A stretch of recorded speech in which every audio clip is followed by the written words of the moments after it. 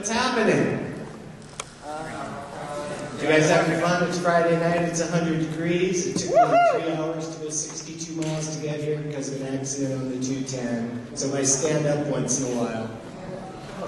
But we're here to discuss the music I used to do for the show.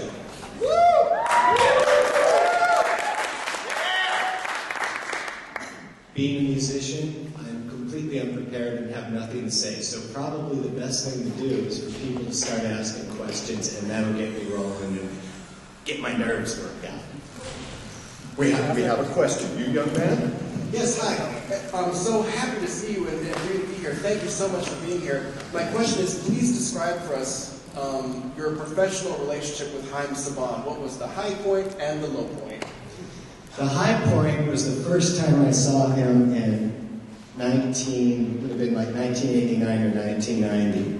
And he was coming out of one of the studio where I actually ended up doing all this stuff. He was walking out of there and he was wearing a white, like sailor suit that looked like something Michael Jackson would wear.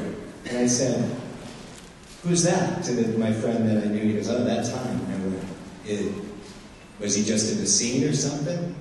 And they said no. So that was actually the funniest time.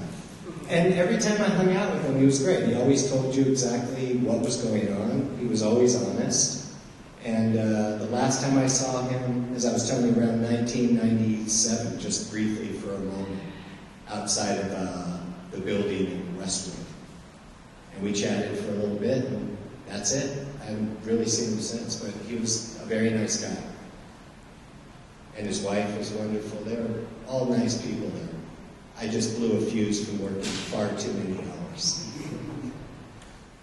I know that you have written several songs for the show. I was just wondering, were there any that you wrote that you did not actually perform yourself after writing them that you might have handed off since you just mentioned you worked several hours for the show?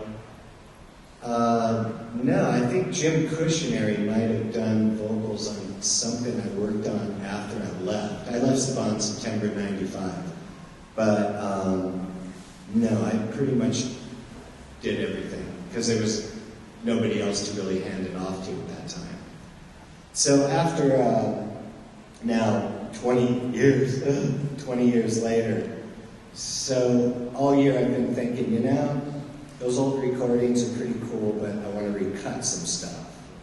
So 2 weeks ago, I pulled up the theme and Fight and 541 and Hero, and I've recut those. And you know, because I didn't know actually when I was going to start recutting the theme, I wasn't sure if I could even hit those notes anymore. Because even back then, it was really hard to do. So I remembered that I used to gargle Diet Pepsi. And I was having trouble on the really high harmony, the one that goes right into the solo on MNPR theme. I couldn't quite hit that thing, so I ran over to the market and bought a 6-pack of Diet Pepsi and started gargling, and the notes came right out. So far on those 4 songs, I'm done with the vocals, basic tracks, and then I'm probably going to do 3 or 4 more, and possibly a couple of new things, I don't know. See if anything comes to me. And then I've just got to find like the premier metal lead guitar player to do the solos. That's the only thing that's going to change. The rest I'm doing exactly as I used to do, where I'm playing everything. But when we get to those solos, I want to bring in somebody and just do something new. Not that the old ones weren't great, but I think it'll be fun. And I have no idea when that'll be done. Quick question. On the song creation process, did you, I guess, how was that? Did you see any of the stuff from the shows that you're going the theme for? Or did they just tell you, hey, it's going to be this name, this is the theme, go to it? Or did you have any sort of... They would just say, we need another song. It's going to be in the fight sequence. Write another song. That was it. I mean, the show was pretty much self-explanatory. I think near the end when I wrote that Tango Bye Bye song, they said there's going to be these things that look like cuckoo birds. And so every time I would talk to Haim, and leaving, thank you, bye-bye, so Tenga, bye-bye, so that's where Tenga, bye-bye came from. I'm not sure if it was that. Every song has something in there, but basically it's just like everything I write for through today, all the shows, they'll say, we need. I mean, I was called, something that was really fun a few months ago, doing a show with Cedric the Entertainer called The Soul Man. And CeeLo Green was guesting on it. They said we need full-blown gospel choir song, and Cedric and CeeLo are going to sing. And I'm telling you, and this is, I don't know where it comes from, and I thank God for it, but between the phone call and the studio door, I had the whole thing in my head, so I just grabbed the iPhone and did my guide vocal and then worked on it later that night. But I knew what to do. It just comes to me. Well, thank you! Okay, so first of all, I want to say just the reason I love Power Rangers, one of the reasons is that just I love the music. I find it super inspiring. You know, one of the things I remember from the show is the music, so I want to say really thank you so much for that. Thank you. And so my question is, which is your favorite piece that you composed for the Power Rangers series? I love the original MMPR theme. I love We Need a Hero.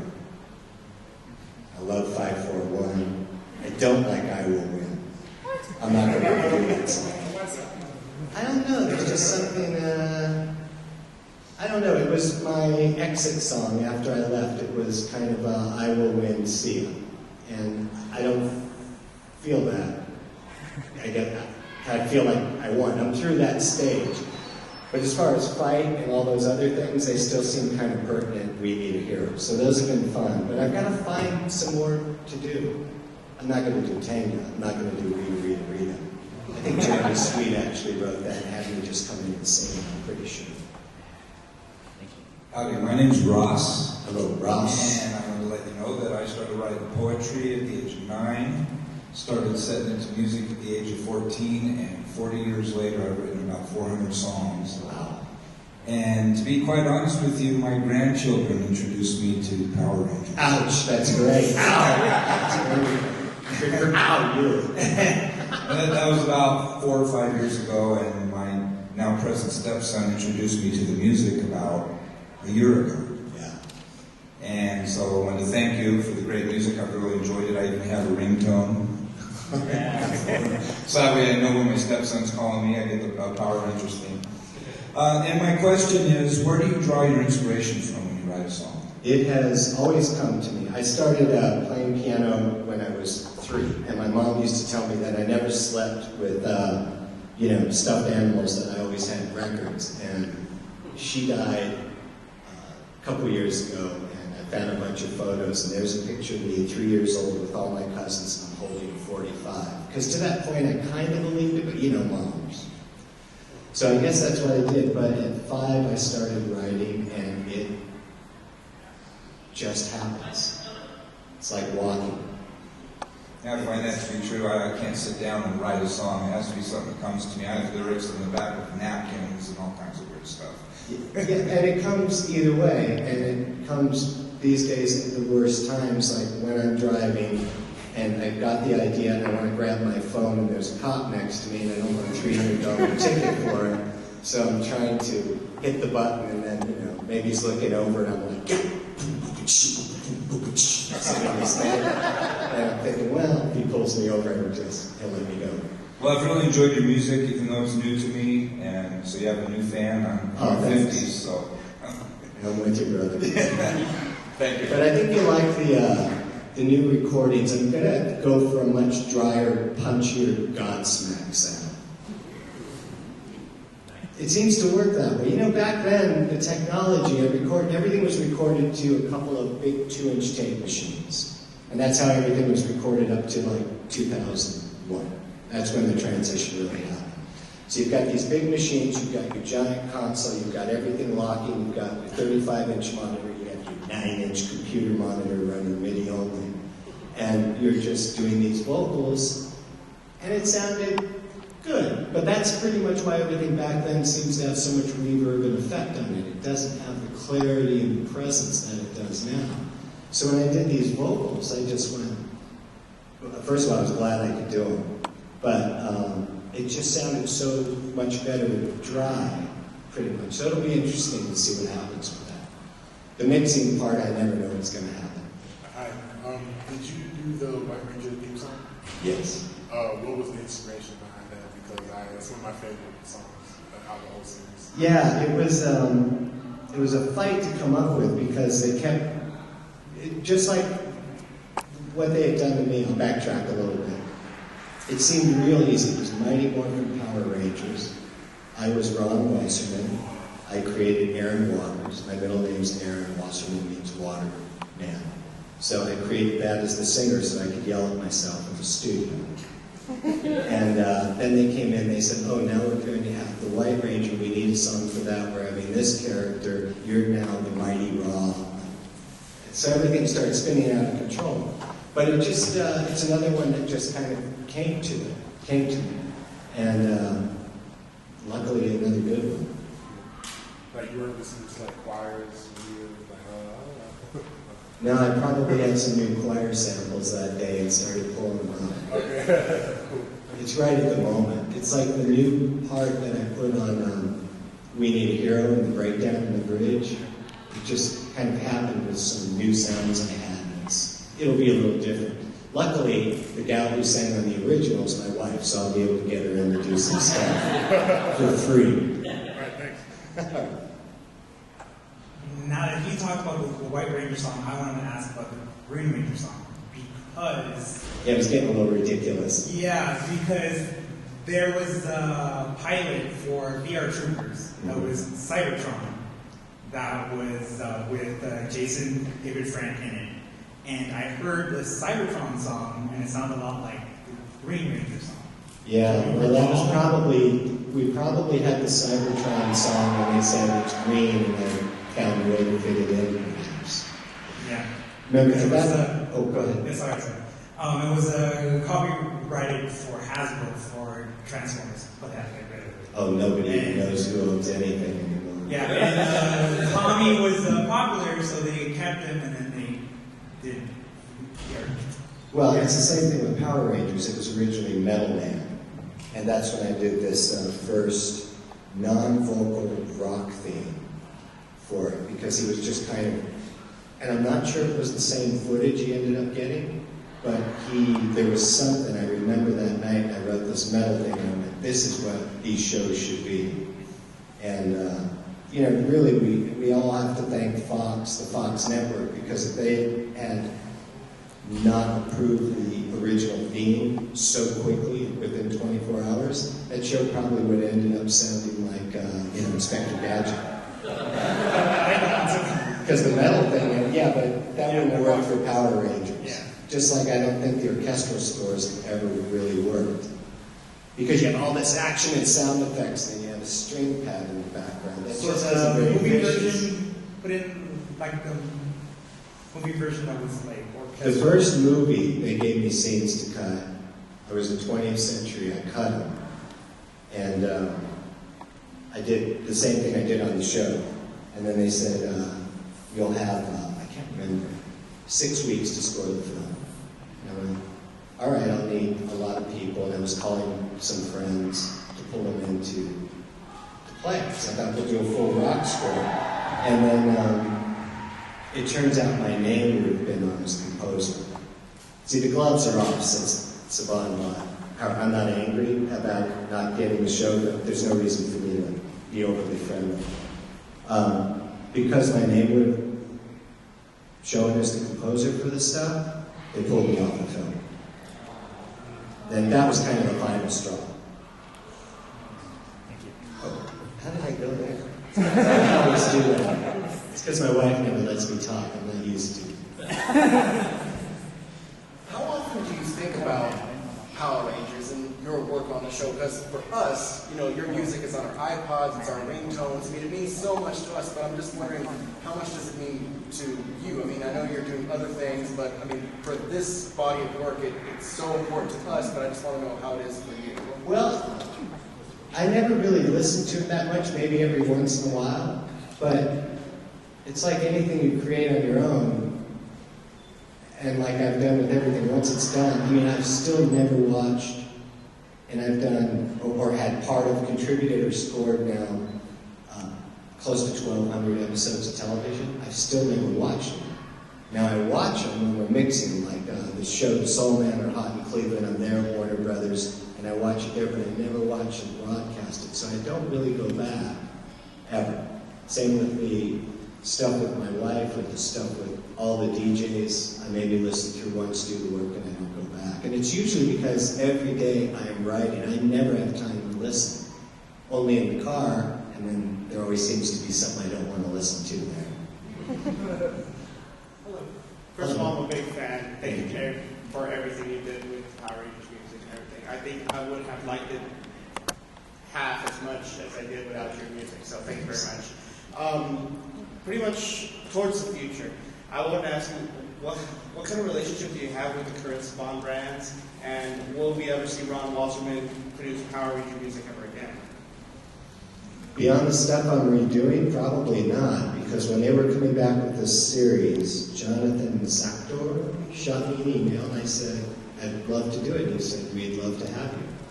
6 weeks, 8 weeks, 12 weeks, 16 weeks. I shot him an email, I said, so what's up with this?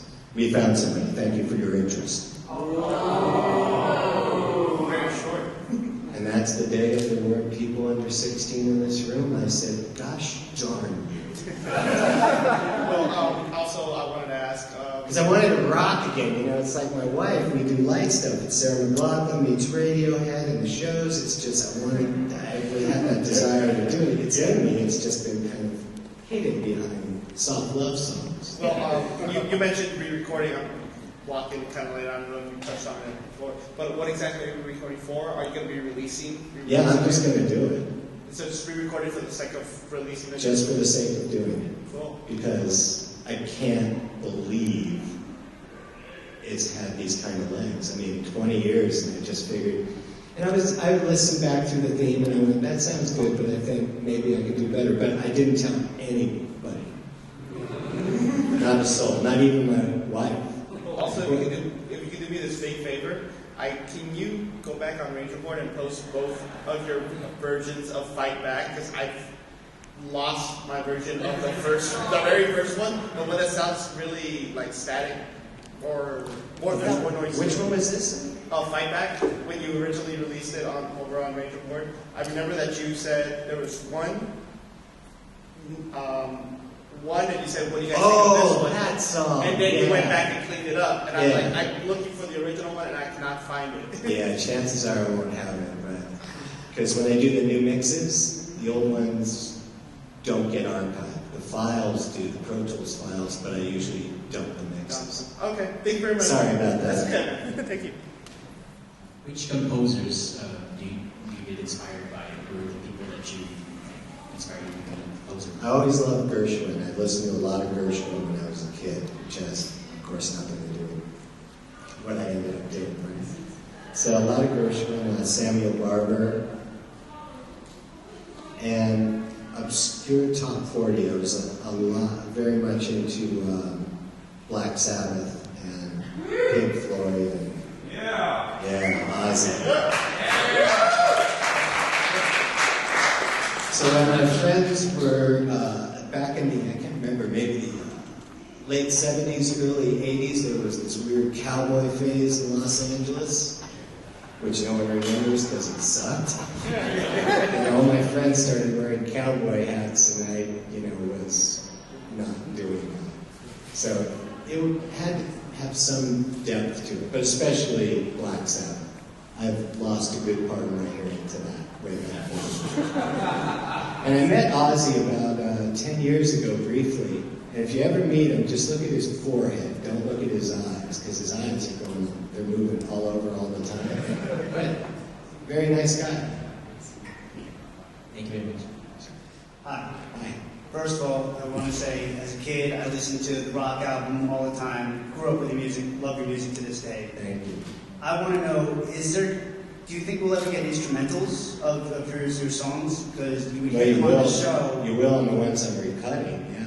Really, but I don't have access to any of those tracks. I mean, I took mixes home, but it was a very big deal to do it then, because we bounced them off to digital audio tapes. And I did make a fair amount of backups for myself, but they were all the final mixes. I never thought, why, I don't need the instrumental for this.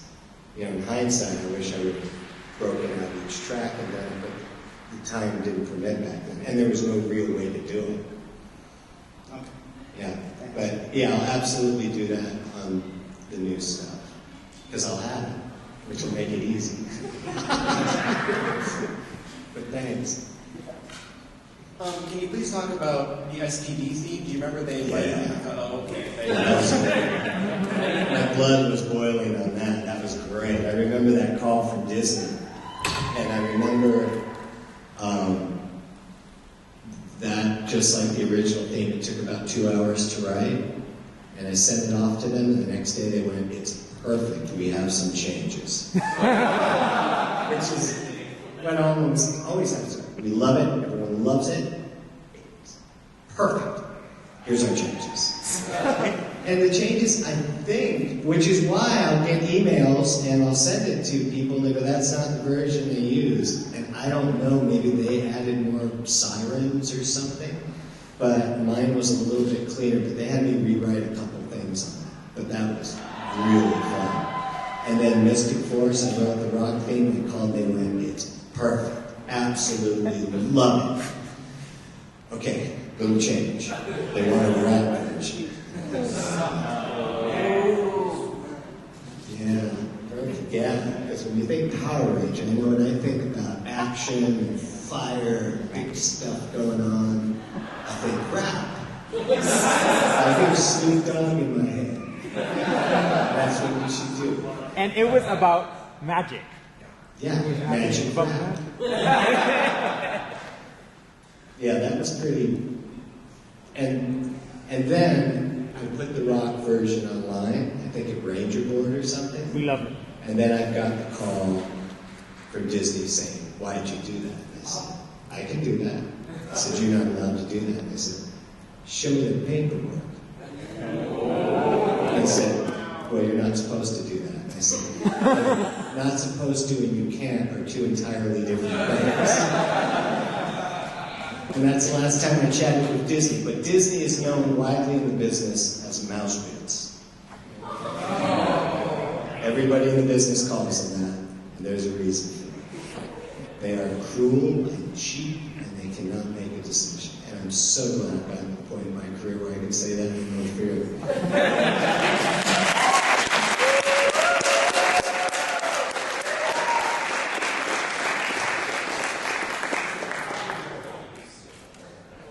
You know, if I was a real wimp, that rock stuff never would have come out in the first place. There's that side that's in me. But I heard that lead singer from Megadeth said some interesting stuff the other day. Didn't get much press. That was a test. Your work on, you said you've done Power Rangers, you've done countless numbers of songs and stuff like that for other shows. Where did, I guess, were you established before Power Rangers, or was Power Rangers like your work on this show, a door opening sort of thing? Or? Yeah, for television that was the thing. Prior to that, I'd already been in bands. I was in this one band with this gal, E.G. Daly. She played Pee Wee Herman's girlfriend in his movies. She had a deal on A&M, and she had a hit song called "If You Want My Love, Say It, Say It." And she came up to me one day, and she said, "You want to be in the band?" And I went, "Yeah." And so I was in there. It was fun. But the best part about that was this guy, Matt Bissonette, on bass, who went on to play with David Lee Roth, and Matt Sorum on drums, who went on the Guns N' Roses, who I ran into a few years after that, and I missed the Guns N' Roses gig by 2 weeks. I would have been able to be in that band, which would have been a blast. Plus the keyboard parts are like, DJ, you know? Old September Rain. So that would have been fun. But in that world, yeah, I was established, but I'd already didn't like dealing with record labels a whole lot. And so when the TV thing came up, which I never even thought about doing. I just kind of went, wow, this is pretty cool. And doing kid shows is really great. And Power Rangers was really my first show. There may have been a few. I remember I'd written themes for a couple direct-to-home video stuff prior to that, which they did not use, because I think I went into a total South Park meets Adventure Time meets regular show kind of direction, and they just, I remember how, what is this? It's different. No. We're ahead of your time. We're ahead of your time. Yeah, please, go ahead. What's the shortest amount of time you've been able to, you've finished a song? What's the longest time you've had to take on Power Rangers? That night that I wrote the theme, I banged it out 2.5 hours. I remember that because, and I used to go in and work the swing shift. So I got there 6 o'clock, stayed till like 4 or 5 in the morning. I got there at 6 because during the day there's just too much interruption. And I remember that night I was really working on the song with my wife that I wanted to. And they came in and said, we need a theme for this. Oh, right. Really, I remember that attitude. So I banged that thing out and then worked on a song with her, which I did in like 2 or 3 more hours. So that really worked out great. So that's certainly the fastest. The absolute fastest was the main song I did with her that did pretty well. Piano vocal ballad, which took 10 or 12 minutes. And frankly, if they take too long, they go right into the Mac trash. They always have.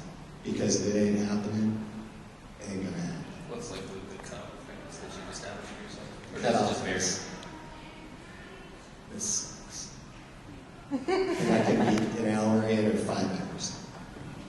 Which happened on that commercial for the little dolls today. I worked on it about 3 hours and went, this isn't going to work. I'm not in that headspace. Because I have to buy some dolls or something. But yeah, I never spend too much time on it. I always look right at the omens. If it isn't happening, I just drop it. I know you said you've written a lot of work, but if you can remember, can you please talk to us about the Vulcan Skull theme? Oh, love that theme. Because there's also this one part where Vulcan Skull becomes junior policeman, and there's like a version of the song where it has lyrics to it, like if you want to be a cop, I think I'll take it. Do you remember? Did you write that? I'm sure I did. Okay. Please talk about that. That was, I told them at the last convention, I told Paul, I said, you know, you're the tuba. What? I said, it's got the squeaky little muted horn, the tuba, and this drum loop. And I would just hit that drum loop, and pitch bend. So it's obnoxious, it's like Laurel and Hardy, and that's the theme. So I'm sure, again, they probably came in and said, we need lyrics for this, and I just did a quick version. And it ended up in there, apparently. Those guys are great. They almost had their own show. They should have their own show. I know you created the Dragon Ball Z theme? Yeah. No, not the theme. I did the score. Oh, okay. Yeah, that was fun. They, that was Saban. I think I'd already left.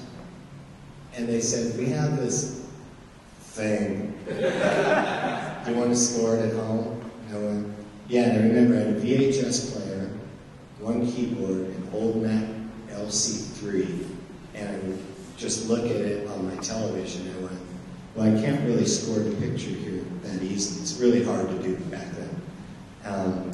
So I just pulled up all these really dark, ethereal sounds and just kept stacking and stacking and stacking and stacking sounds and making it louder and louder, and they didn't care. I never got a single note ever through all those shows. And I think I did maybe 52 of them. And then it just disappeared. But that happens. I was telling someone earlier, a lot of times you get very close. A friend of mine, Todd Miller, that is producing Hot in Cleveland, and he came up to me and goes, hey, we've got this cool new show that you should do called Grimm. And he sent me a couple scripts, and so I said, do you want this to be like typical television or something different? He goes, very different. So I took this handheld recorder and I would just go out and go to a truck backing up and record it, and record the brakes squeaking, go back in, drop the pitch substantially, stretch it 2,000%, and then add stuff to it. And they were nuts. They loved it. And then the director, which this happens, and it's understandable, he wanted to use his friend for Buffy the Vampire Slayer. So that's the first success I've ever lost. So when I see those buses driving around, great. Don't you worry, we canceled. But my friend Todd deserves all the success in the world. He's a great guy. And there's more shows coming, so hopefully there'll be something. So which Power Ranger theme do you like that you didn't compose, like your recent ones?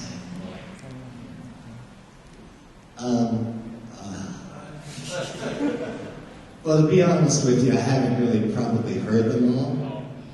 Sorry about that, but I did check out the remake of the original theme for the new one, and it's pretty good. It's not distorted enough, but it's pretty good. It sounds a little thin, but it's good. It would sound a lot better, but it's good. No, he was great. Does anybody even know who sang that? I think it was on the web, but I forget. See, it just doesn't have the same thing it used to. It should be a big deal. I mean, he did a good job. Yeah. Did you ask if we knew who sang it? What's that? Did you ask if we knew who sang it? Sang it, yeah. His name is Noam Keneal. That's not Noam's voice. I know Noam's voice. That can't be, I mean, I could be wrong, but not so much like this. Because no, I used to work with him on stuff. Let's go get some coffee. And he had a big hit in France that made Heine a lot of money called My Butterfly. He was 13. It's cool. But I can't see him suddenly going, okay, let's rock it. Because that's his voice. So I don't see this high, but maybe it was him. Who knows? Things change. Were you pretty sure about that, or are you sure I'm totally wrong? The music is credited to him for Samurai and Super Samurai, so I'm pretty sure it's him. But his writer or his singer? It just is credited as his music. It doesn't say whether he wrote it. Yeah, that would just be the so he might have been. Okay. So now he's credited for the MMPR thing. So many people love that thing. Now, like you see, like a lot of people just love your music, you know, and seeing that, like, how do you feel? I think it's great. I've had people who've started bands and end up getting signed, and they say that music was their inspiration, and that's great. But the highest compliment, I'm sure I mentioned this last time, was when my wife and I were signed, Valerie Bertinelli became a big fan, and she put one of the songs on the movie of the weeks. And she said, come on up to the house and we'll watch it. So my wife and I go up there, and there's Eddie Van Halen walking around. It's Eddie Van Halen. He comes in and goes, come here, I want to show you something.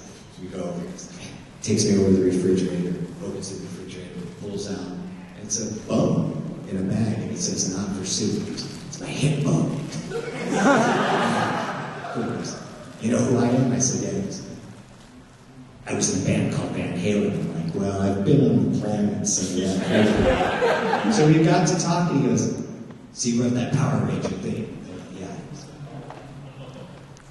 He goes, Woofy, love that song.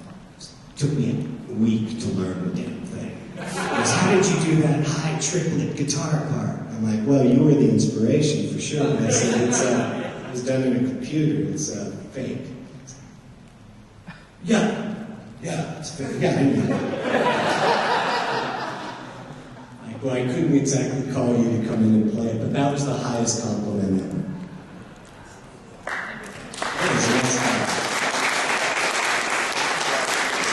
Did everybody go see them, their last tour?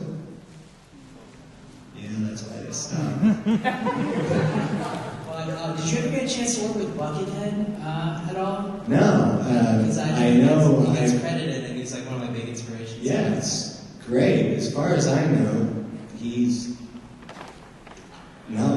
has nothing to do with it at all. But all of a sudden, one day somebody wrote and said, "You didn't do it, Buckethead did." I'm like, "Who is Buckethead?" So I Googled Buckethead. First comes Home Depot and Lowe's. So anyways, I look and I'm like, this guy's great. And it's a smart gimmick because for all we know, he could be 85 years old under that bucket. But he's a great player, and but he has nothing to do with it as far as I know. Well, because I know you mentioned a song for the movie, right? I don't know if you were affiliated with that or not. The first one, I think you did Firebird. He got credited on that movie. But He it did, okay. Yeah, that's why. Yeah, I didn't know. I've never seen the movie. I know because I thought at least they would do, honestly, I know I sound like I'm angry, I'm not. I have a beautiful life. Everything's great. I'm carved out and rich. I'm happy as you can be. But I thought at least they'd let me sing the theme for it. And then I thought, when they said, no, you're not singing it, I thought they'd at least let me go to the session to see my old friend Matt Sorum. But they intentionally gave me the wrong day because they didn't want me to go down there. Because they didn't want anybody to know I wrote it. So, but I hear they had to slow it down a little bit for the Mr. Big singer. And I don't like that version. It sounds like a pop song. There's no anger in it. I guess my second question, from a musical perspective, the effect that you used for the solos in the original theme, how did you accomplish that? Because it's like somewhat of a phaser, somewhat of a distortion. I've just never been able to get it down. I don't know if I doubled it, but that sound was created in a thing called a Proteus. Bless you, darling. It was how dare you sneeze? I've never sneezed in my life. That's a patch I made in something called a Proteus 1, and then I ran it through a chord processor, and I remember just hitting it and going, yeah, that sounds just fine, compared to the sound I came up with, whatever it was, 10 days ago, using kind of that same process of tweaking a dry sound and running it through amps. You know, it doesn't really compare. It's much punchier, and I really like it. But that's what it was. So there's a chance it was a little chorus or a phase in the somewhere, you know, menu 7, subsection 4, 7, 18. I'll keep looking. It was the green apple days where you couldn't find anything. That's what it was. But I know what you mean, because when I went back to the theme, I went, oh, I've got on that drum fill, I've got some sort of phase going. Should I do that? Maybe I will. I'm not going to recreate it. It was hard to figure out those rhythms, I think, a little bit. Yeah. Still working on it. Well, I'll have a MIDI. Well, that won't actually work. But at least I can give you a slower version. I just wanted to know if you know anything about that one remix of the Mighty Morphin Power Rangers theme, the one that's, I don't remember the guy who sang it, but it was a Japanese guy singing it like in a, I think it was like in a band. Yeah, somebody said that to me. I thought that was great. Nobody listened. But I got it wrong. I thought it was really great. I agree. Okay, well, there's two of us. Masaki Endo is his name. Oh yeah, Masaki. Masaki Endo. Yeah, that was great. You know, he's fighting, you know, any band that's covered that song. And, you know, I'll go on YouTube and occasionally see a guitar player that's actually playing that rhythm at that speed. That's, yeah, it's really I mean, I wouldn't know what it's like, but, because I don't play guitar. Have you ever like approached you about like using the song or anything before they did this or? Amazingly, no. I've never been ever approached for any commercials, anything to ever sound like that. It's just one of those oddities that happens, but it always happens for a reason. It's like when I left Saban and my wife was saying you have to jump without safety because I didn't know where to go. I didn't know what I would do after that. And 6 weeks later, I'm sitting with John Cleese and Eric Idle discussing what kind of score they want for a Monty Python game. with the producer Bob Ezra, who was telling me stories about when he produced Pink Floyd's The Wall. So I went, okay, I've made a good move here. So you never know. What was your question? No, you pretty much answered it. I just wanted to know, like, if that band ever approached you personally before they started doing the songs and stuff. You know, you guys ever like exchanged ideas or anything like that. It's never happened. All right. Thank you. All right, thank you. Hi. How you doing? Good. I was wondering, have you ever performed the Power Rangers theme live? And if not, would you ever consider doing it? No and no, because I have stage fright. I'll bring up an example with my wife again. So it's Christmas 2000, yeah, or 2001, and we're doing J-Lo. And we arrive, and there's her green room, Kathleen Fisher. There's a nice little drum, and there's all this food laid out. Right across is my room that says Fisher Musician. This is good. This is good.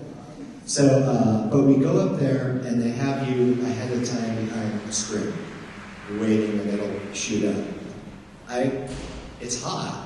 But I wear my thickest leather jacket and lean forward because I'm convinced the camera's going to see my heart pounding through my chest. So I've always had horrible stage fright. The only time I didn't was when we were touring regularly, and we just did it so much that 10 minutes before we went on, I did a shot of whiskey, and I was always fine. But it came back. We played in Germany in 2008 for the equivalent of their Emmy Awards, and we went up, and I was just a wreck. It was terrible. So no. What's the best way to follow your work and see what you're doing? Do you have Twitter? Facebook has kind of taken over the website I had, but the website is strictly for production companies to really go to. So it's got some of the stuff on there. I find Facebook is better. Twitter I started a little bit with Twitter, and then it seemed like people I was following, it turned out it wasn't really them. So once the scam is exposed, I mean, not that I should even do that or would do that, but once that comes out, its credibility is shot. So I have an account there, but I think the last thing I posted was a while ago. I can't remember. It's been a while. There's a lot of people following, not a lot. There's people following, but I mean, there's nothing for me to say there. Facebook's better. If something good happens, I'll put it on Facebook. I just wondered, who is your favorite Power Ranger? Amy.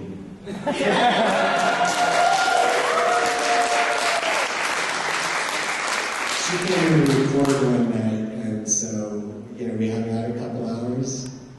Amy. Yeah. Chick's even better in person. She's beautiful. Amy.